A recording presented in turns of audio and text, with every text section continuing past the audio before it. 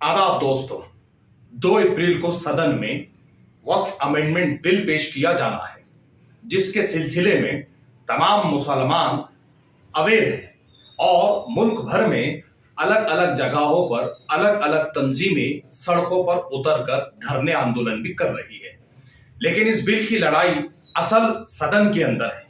असल लोकसभा के अंदर है और 2 अप्रैल यानी कि कल सुबह ये बिल सदन के अंदर पेश होना है। बात कहने के लिए इसलिए आया हूं कि महाराष्ट्र में जिन लोगों ने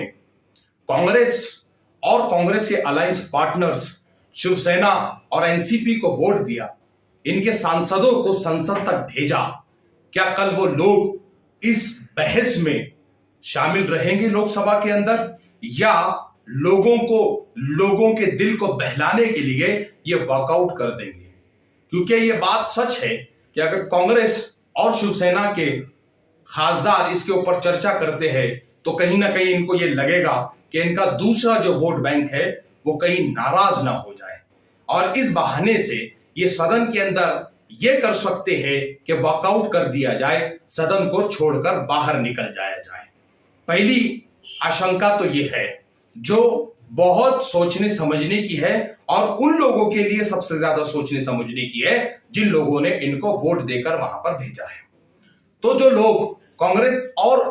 शिवसेना जैसी पार्टियों को वोट दिए हैं वो कम से कम अपने सांसदों को यह दरखास्त करे कि कल आप इस बिल के पेश होने के बाद सदन से वॉकआउट ना करें। और अगर ये लोग सदन में रहते हैं तो इनका एक और काम बनता है कि ये बिल वॉइस वोट के जरिए पास ना हो जाए। सदन में किसी भी बिल को पास करने की कुछ प्रतिक्रियाएं होती है, उसमें से एक प्रतिक्रिया यह होती है कि उसको वॉइस वोट के जरिए पास कर लिया जाए, कि सदन में उस बिल के सिलसिले में अध्यक्ष पूछे कि बताओ किसको ये बिल मंजूर है, और सदन में एक शोर उठे कि हमको मंजूर है, और वो शोर ज्यादा हो तो वो बिल पास हो जाता है। और उसके बाद जब अध्यक्ष ये पूछता है कि बताओ ये बिल के खिलाफ कौन है, और जब एक शोर उठता है कि हम इसके खिलाफ है, अगर वो शोर ज्यादा है तो वो बिल का पास होना रुक जाता है। लेकिन इसके अंदर जो अहम चीज जिसके तरफ मैं आपको इशारा करना चाह रहा हूं वो ये है कि अगर सदन में वॉइस वोटिंग होती है, शोर के जरिए बिल पास होता है, तो कल को आपको यह बताने के अंदर दिक्कत होगी कि कौन इस बिल के हित में था और कौन इस बिल के खिलाफ था। इसीलिए सदन में अगर कोई एक सांसद भी उठकर ये कहे अध्यक्ष से कि हम वॉइस वोटिंग के खिलाफ है, आप जो है तो वोटिंग के जरिए जो जैसा इलेक्ट्रॉनिक वोटिंग होती है उसके जरिए इस बिल को पास करे या इस बिल को रिजेक्ट करे, वो इलेक्ट्रॉनिक वोट्स के जरिए होना चाहिए। अगर कोई एक सांसद भी, ऐसा जरूर नहीं है कि वो सरकार से हो, वो अपक्ष से भी हो सकता है, वो आजाद भी हो सकता है, अगर कोई एक सांसद भी इसके ऊपर ऑब्जेक्शन ले तो इलेक्ट्रॉनिक वोटिंग होगी, और इलेक्ट्रॉनिक वोटिंग होने के बाद कल को आपको यह तो पता चलेगा कि कौन सदन में आपके साथ खड़ा था,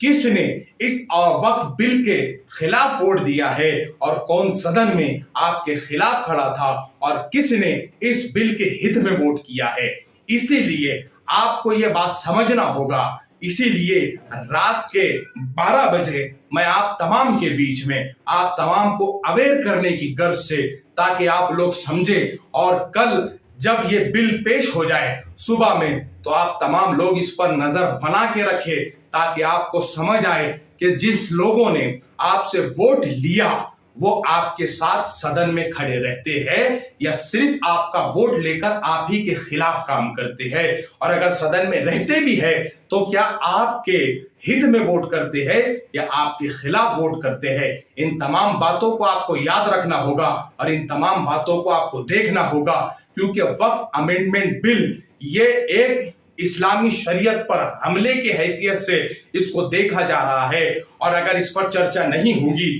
तो ये ज्यादती होगी। इसीलिए जिन कांग्रेस के सांसदों को, जिन जो है तो अदर अलायंस पार्टनर्स को हमने वोट दिया है, तो इनको चाहिए कि कल इस चर्चा सत्र में मौजूद रहे, चर्चा भी करे और इसके खिलाफ वोट भी दे। इस पर चर्चा कीजिएगा, अपने दोस्त अहबाब से बात कीजिएगा। क्यों? क्योंकि ये कल एक ऐतिहासिक दिन होगा, जिस दिन हिंदुस्तान के अंदर हिंदुस्तान के मुसलमानों का